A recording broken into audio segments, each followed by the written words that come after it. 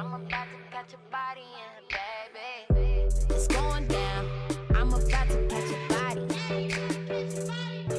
Oh yeah. So I just wanted to talk really quickly about the Prince movie, When Doves Cry. I didn't even know anything about it until I had watched it over on Kimberly Frazier's channel. She is Prince Mania. If you are subscribed to her, you already know how she feels about Prince. So I listened to her review and it made me want to watch the movie. So Reelz or something, that was the thing. I think that's on Dish Network or something, or Dish TV, whatever it is. I don't have it over here on Comcast, but I happened to catch it on YouTube, and I'll put the link down below where I found it. And I'm also gonna put Kim's video so you can see how she felt about the video. Her feelings and my feelings are a little bit differently. I don't necessarily see, I'm not saying that they didn't act bad or that the person didn't sound like Prince or they couldn't sing like him. Yeah, of course the person couldn't sing like him. Of course they couldn't dance like him. But what I got out of that movie was his loneliness. And it was really hard to watch. And even though people always pinned Prince and Michael Jackson against each other, I felt like they had so much in common. Dysfunctional upbringings with their parents, not knowing who to trust, kind of living in a secret life, you know, no one really knowing what's really going on, like so many different things. And then once it got towards the end and they were showing his, I'll call it, I guess, substance abuse, because even though it was prescription, he, according to reports and everything else, that he was abusing it. I always say that God can heal, you know, whatever problems is going on, and you don't need to use medication. So he was always against medication, but then with the hip surgery and all that kind of stuff, he started using prescription medication or whatever. And I feel so bad that now he's gone. He's not here to defend himself. I'm not saying that there is a defense, but I just feel like all the secrets and all the things that he didn't want anyone to know was just all put out on Front Street. And that's what I got out of that movie. I understand why he is the way that he is a little bit more.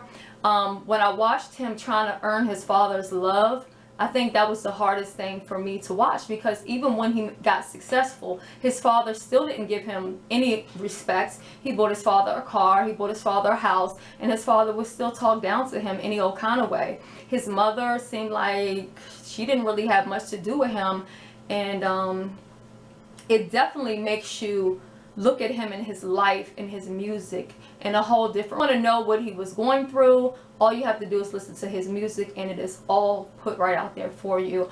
I just kind of wish that when people pass away that they would stop doing all of these, you know, biopics and megapics and whatever. Just let the person go, you know. Let us remember the great legend that he was. We don't need to, the last that we need to see about him is about him taking these pills and that pills and too many of this, and he overdosed and things like that.